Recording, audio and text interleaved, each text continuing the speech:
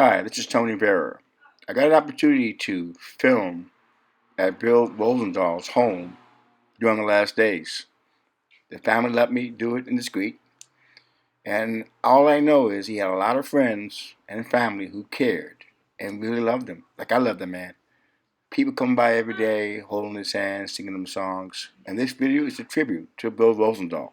Here's the video. Hey Tony, it's Bill Rosendahl, 310-367-0237.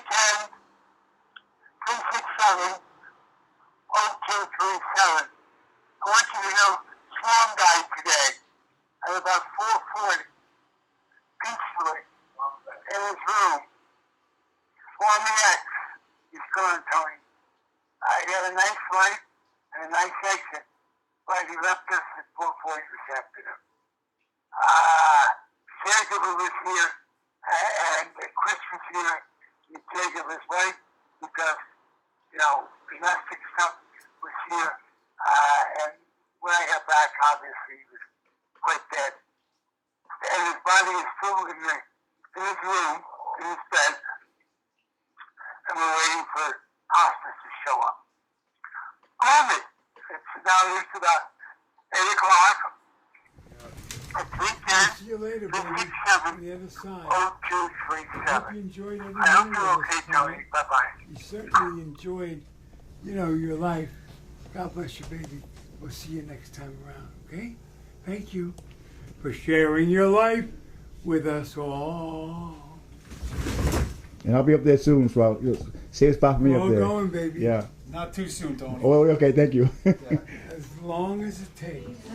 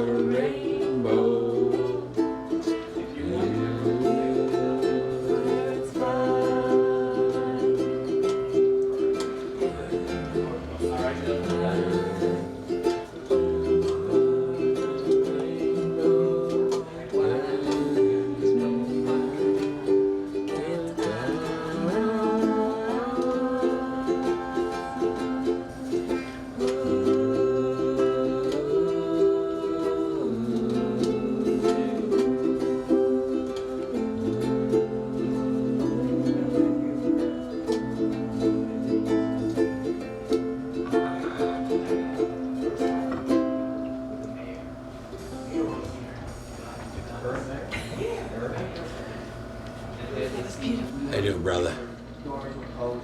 How you doing today, bro? God bless you, brother.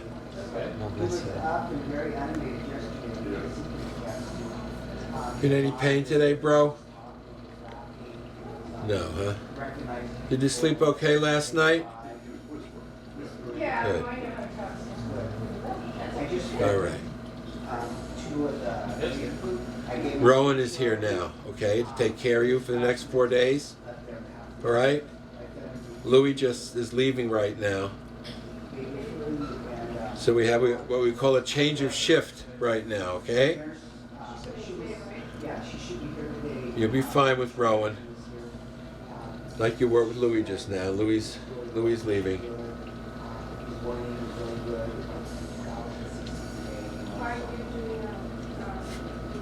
Sheila and I will be here for a few hours now, okay? I just wait for the If you need anything, let us know, right? Yeah, I saw that. I didn't know if the nurses got it. Okay, bro. God bless, bro. I'm just going to sit right over here, okay? It's clear. It's more clear now. It's even clearer. Which is from what? Do this at some point, and it doesn't make it any easier. I think the only thing that makes it somewhat easy is that I think I'm feeling more numb than anything at the moment. I'm asking today that we adjourn in memory of Bill Rosendahl. who passed away this morning at about 6:30 after his 4-year battle with cancer.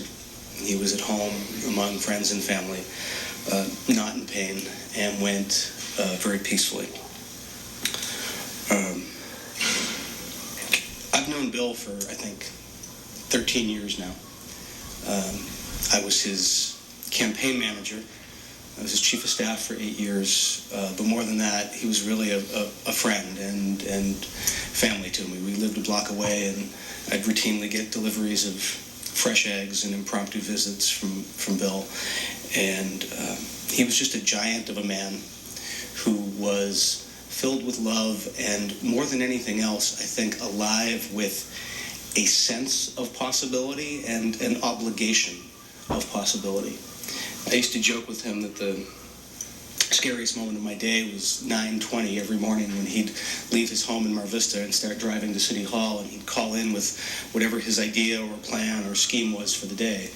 And it would give you a jolt because it was always something big, and I used to tell him that often it defied the laws of gravity and physics and literally the laws of California. But every day it was an idea to try to do something big, to try to help somebody. And most days, he managed to get it done. I don't know how, but he managed to get us to throw everything else away and get something big done. And he was always summoning everyone to a better possibility. He was always summoning anyone he met, to a greater possibility, to greater inspiration about what they could do with themselves and with their life. He was always looking and finding the brighter side of things. He was just all about love and about positivity and about speaking his mind. He was so bad at no, actually. There was one time early in our first year in office when tenants were being evicted from Lincoln Place in Venice.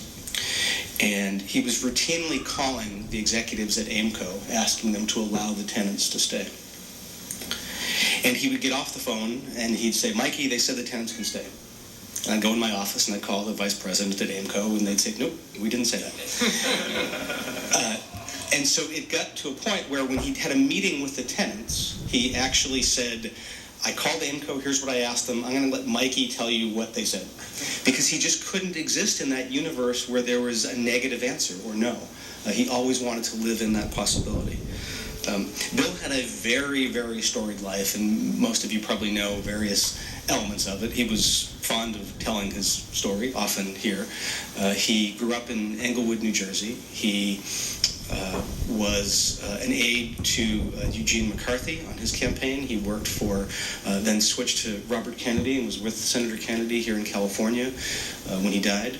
He often told the story of working for Kennedy on the Indiana primary when Kennedy asked him a few days before the votes were cast, "Am I going to win?" And Bill said no, and it was like a big deal because he had said no to the candidate and was not giving him the same info his insiders had given him. But he was here at the Ambassador Hotel that night, a fateful night. After that, Bill also worked for the George McGovern campaign, traveled on the McGovern campaign where he befriended Arlo Guthrie and Warren Beatty and a bunch of others. He also served for a couple years in the U.S. Army and spent one of those years as a psychiatric social worker at Fort Carson in Nevada, where he counseled veterans who were returning from combat in Vietnam. He also was the subject of a Life magazine cover story back in those days because he did something to boost morale and change the dynamics among the volunteers at that Army base. He worked briefly for the Carter administration, actually. He was a State Department appointee on international trade. And somewhere in the middle of that, he traveled around the world by foot, traveled Africa by foot, and visited scores of countries camping out under the stars. He came to California in the 1980s, first to San Francisco, and then eventually to Los Angeles, where he began his fabled career in television broadcasting. And long before he had this job, where he said he made peanuts and he was treated like dirt by folks, he said he was Star Willie. He was the big celebrity, because he hosted over the course of 17 years over 17 years, 3,000 television shows about every single aspect of public affairs. Local programming, national programming, a personal best series, a perspective on the Mideast, a God Squad show. And what he used to say about it was that he would just sit back, never express his own opinions, very different than when he was on the council, never express his opinions and allow people to finish their sentences and their thoughts. And all of his shows are now archived at LMU and are an incredibly rich history of a time here in Los Angeles. Then, as we know, when he left the cable business in 2005, he joined this body. And there's a number of things he did that I can talk about, modernizing the airport and helping the homeless and fighting for affordable housing. But I'm struck less by individual legislative accomplishments than I am by just some stories that are in my head about Bill. The one that stands out most, because this was what he told me repeatedly was his proudest moment, is one most people don't know about. When Playa Vista was under construction, they discovered in the construction area, before he took office, I believe, the remains of Gabrielino Indians. And for a couple years, they were kept in boxes in storage at Playa Vista. And when Bill found that out, he was, in a word he used often, outraged. And he dedicated himself absolutely to make sure that those remains did not stay in boxes and that they were properly interred. And his proudest moment was when he joined the Gabrielino descendants for a proper burial ceremony at Playa Vista. He was so honored by that, and it really was, I think, it was, as he said, the thing that he was most proud of doing.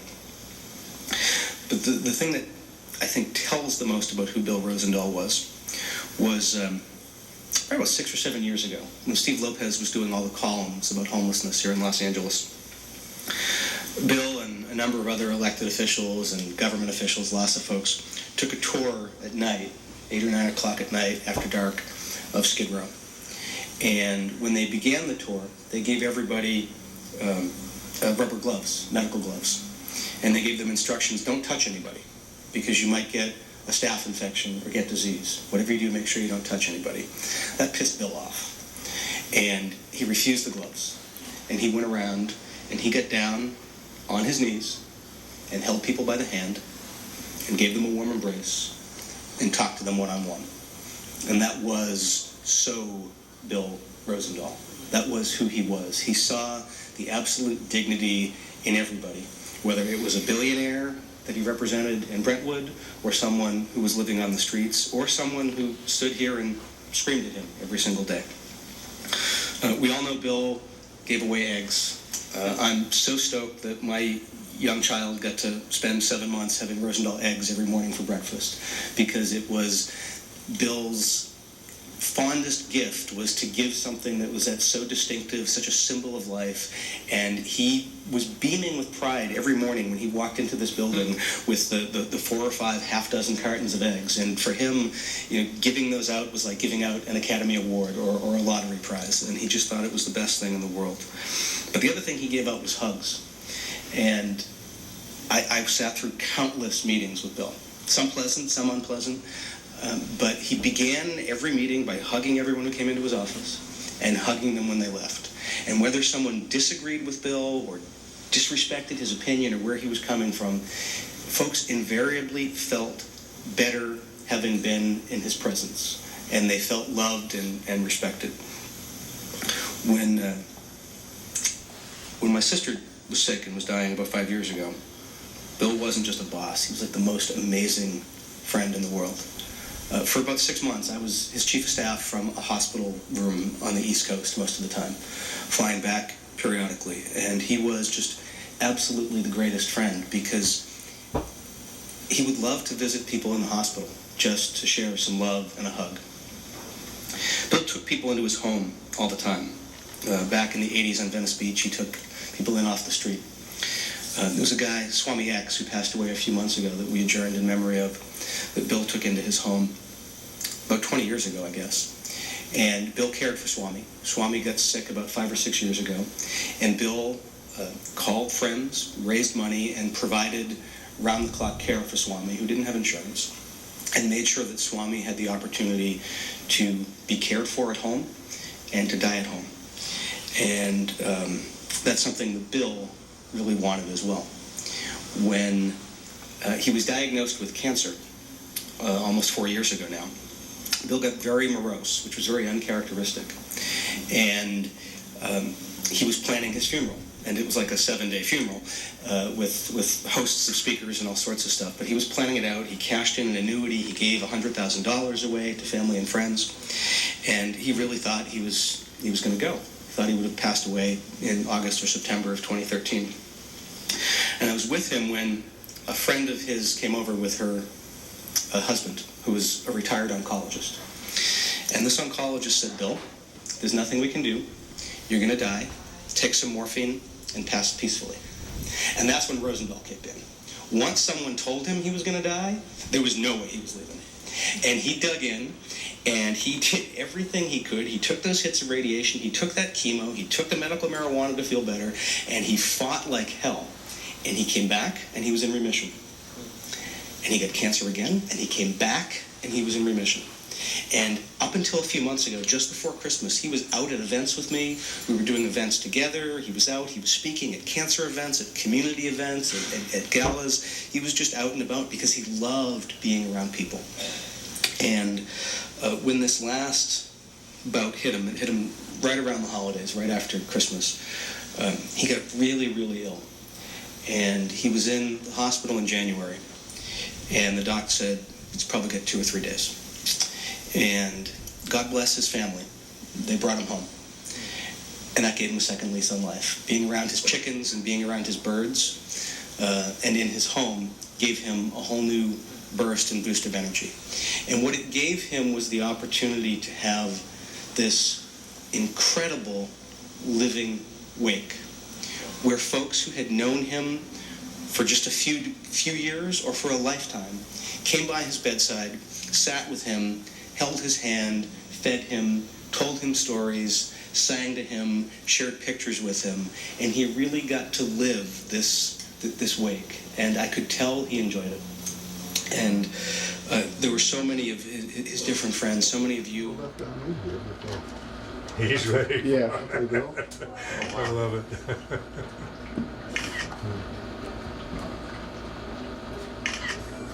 I I think you got it all now. think you got it, Bill. You definitely do. Okay. And now we'll have a toast to him. Push your glass. Okay, your glass right here. There. Okay. Who's looking at you, Bill? Here's to you, Bill. You was.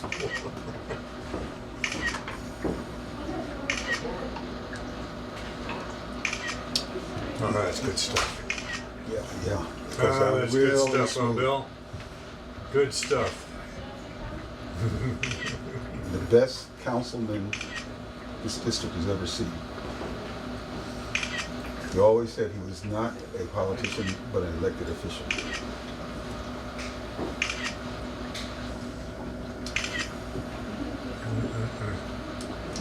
Well, you can say there's another phrase. Great. Yeah, Great. I love that.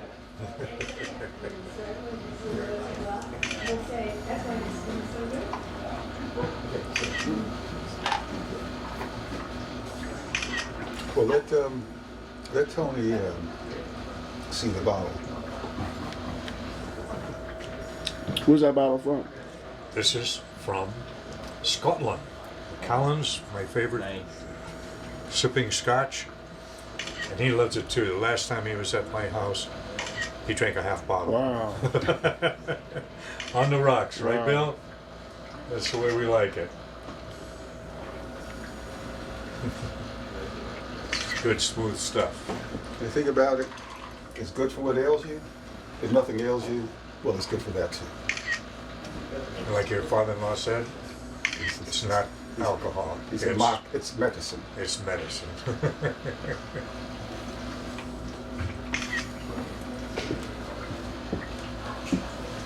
He had his already. Yes. Sipped it out of the straw. Good. As soon as you saw that bottle, you lit up.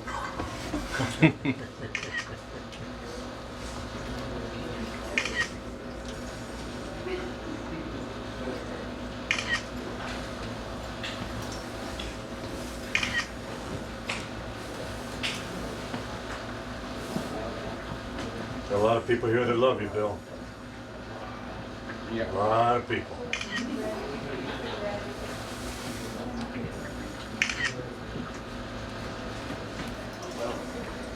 Love you, Bill. You know? Yeah, you saved my ass many times, you know? And you're amazing. You have to get that group in here, Citizens of the Sun, to sing the song. I'm working on that, you know? You're a real fighter, you know? All your fans are here. This is Mike for a second. Do you want to remove your cap? Oh, yeah. So you can see I your got face? you. Thanks. Yeah. I'm losing my ear, you know? But Yeah, and just kind of I got you. lift your chin up a little bit when you're talking to him. Yeah, Yeah. all your fans are here, Bill. There you know, go. You know I love you, you know? You know that? You're great. You're great, man. We love you, Bill. It's one day at a time, you know? Wow, you talk. Wow, it's great, man. Oh, Bye, Bill. Love you. Yeah, but I ran over here. I ran over here with my camera, you know? Can't leave the house without the camera. You know? That camera right there, Sandra Bullock bought me that camera. My laptop and this camera. She gave me $7 grand for all new equipment. So that's a good thing.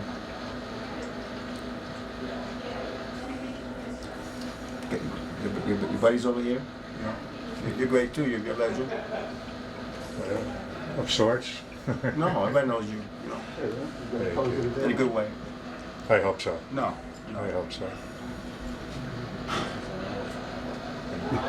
Bill has always been there for me too. Yeah. You know, we worked together for so many long years, decades, practically, in Venice.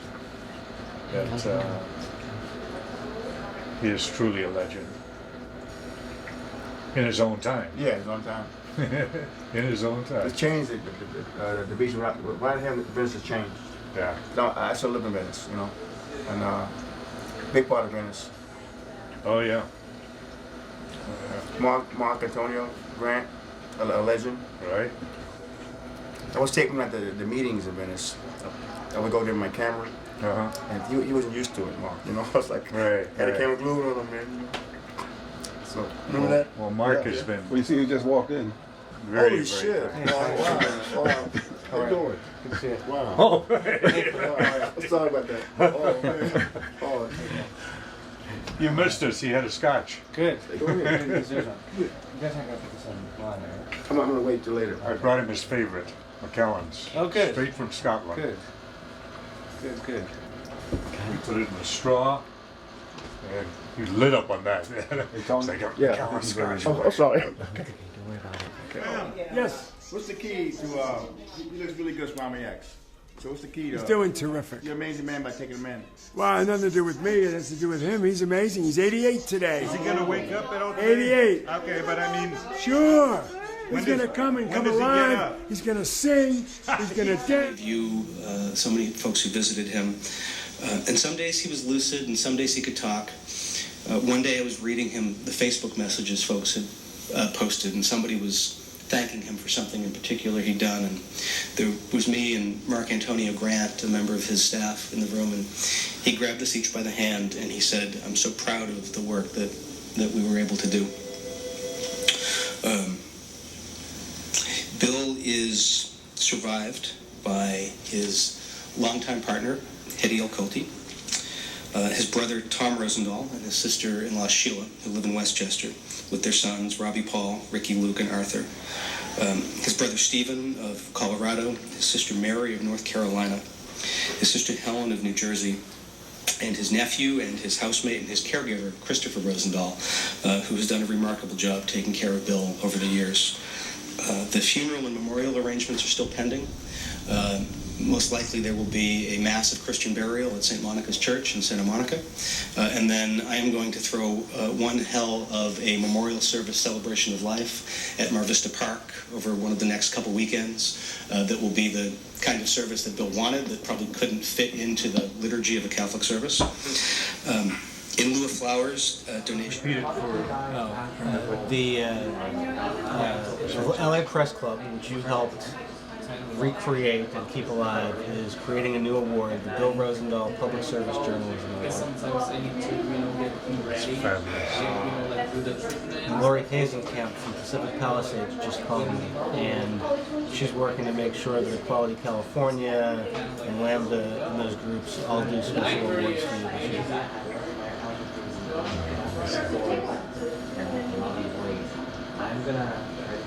What Guys in Suits did. And last but not least, for demonstrating how to wield a gavel on that press club board.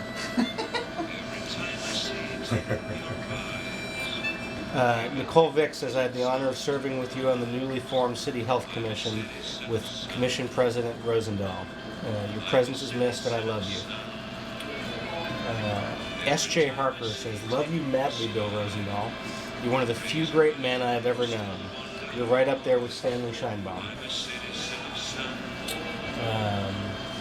Now, I get a message here from a woman named Faith. Her real name is Paige Chase. It's Herb Chase's daughter.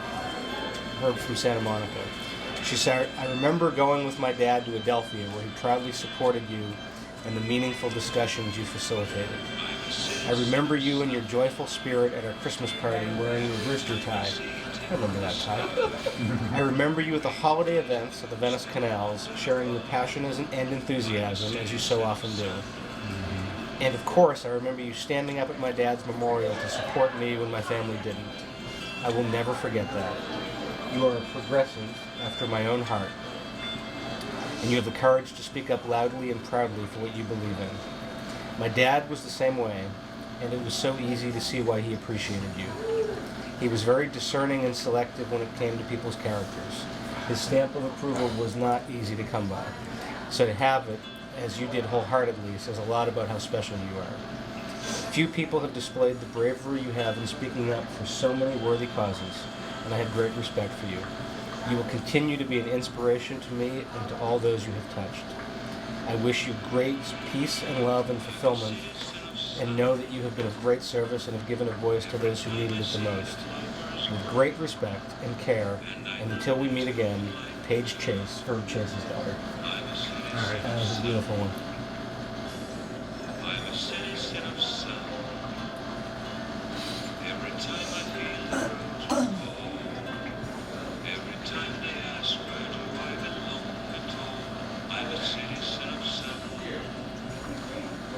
Well, you've been a blessing to a lot of people, Bill.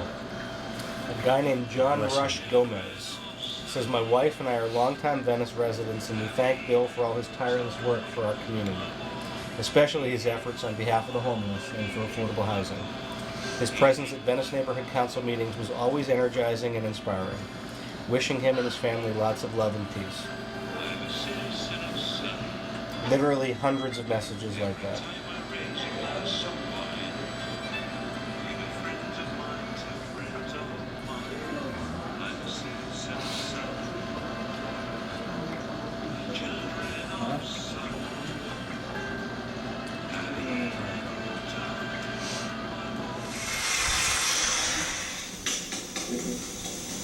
But then when I came to the final moment of dealing with my situation, I came to this religion. Love yourself, love your neighbor as yourself, and don't judge.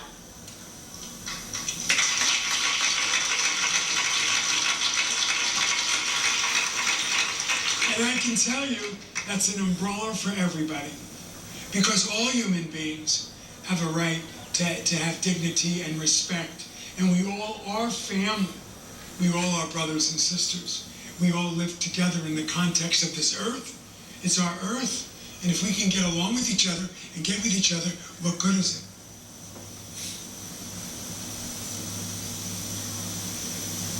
I had a favorite song, which I played at his bedside often over the past few weeks. And it's by some Slovenian brothers, the Brothers Herb. They're not particularly famous, but they do perform. They have an album on iTunes. And they have a song that he loves called Citizen of Sun. And Bill felt himself to be a citizen of the whole planet, a brother to all. And it's a song that he always wanted played at his memorial service, and it will be, but we set some pictures of Bill to this song, and then there's a closing quote from Bill himself.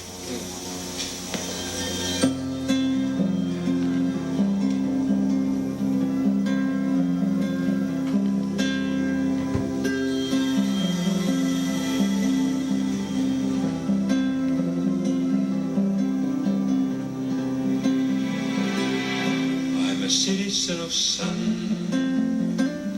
Every time I see the flowers grow, and I know they too would like me to know, I'm a citizen of sun. I'm a citizen of sun. Every time I feel that roads would call, every time they ask where do I belong at all, I'm a citizen of sun.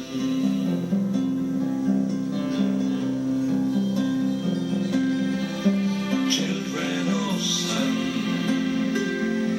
having a good time on my wall, heeding my call, heeding my call, heeding my call.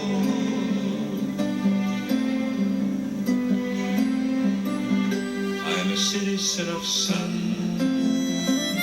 Every time I raise a glass of wine, with the friends of mine, two friends of mine, I'm a citizen of sun. Children of sun, having a good time on my wall, heeding my call, heeding my call, heeding my call.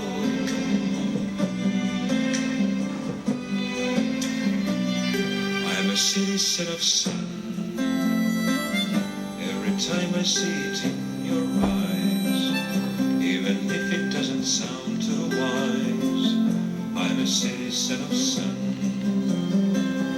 I'm a citizen of sun.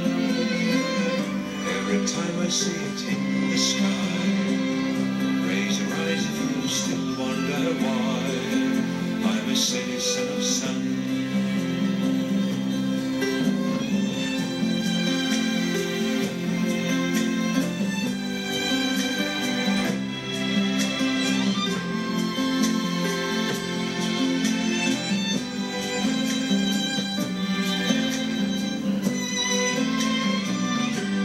Citizen of sun.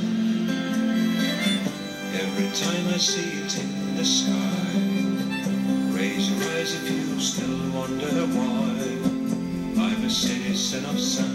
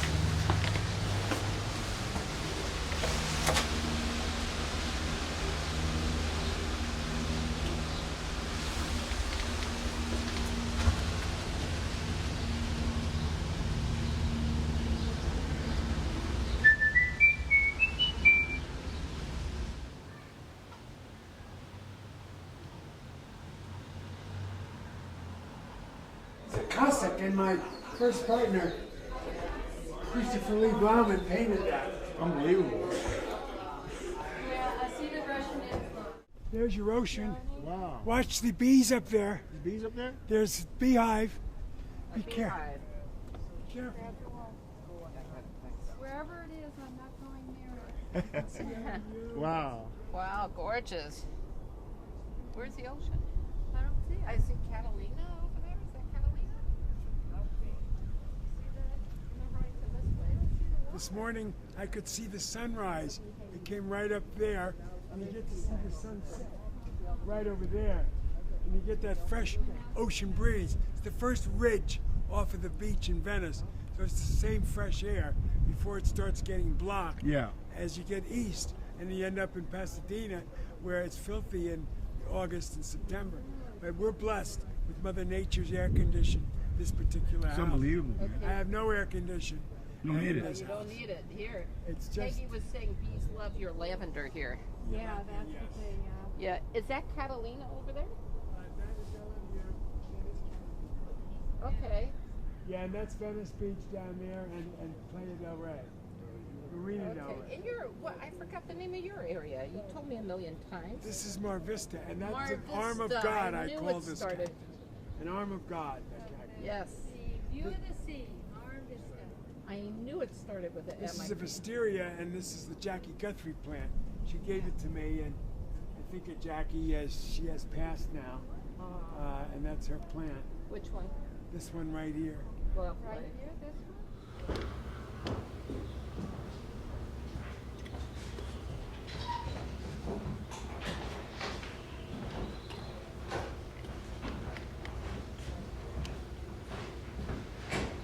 We gotta open it. You hold them, honey. They're yours. Oh, look at that. Oh my God. I've been egged. These are eggs that were laid today on Swam's birthday, and I'm giving it to Joni Diamond, who's a major person in social welfare issues. She's a great lady. She deserves these eggs. God bless her, and happy birthday to Swam. Happy birthday, Swam. All right.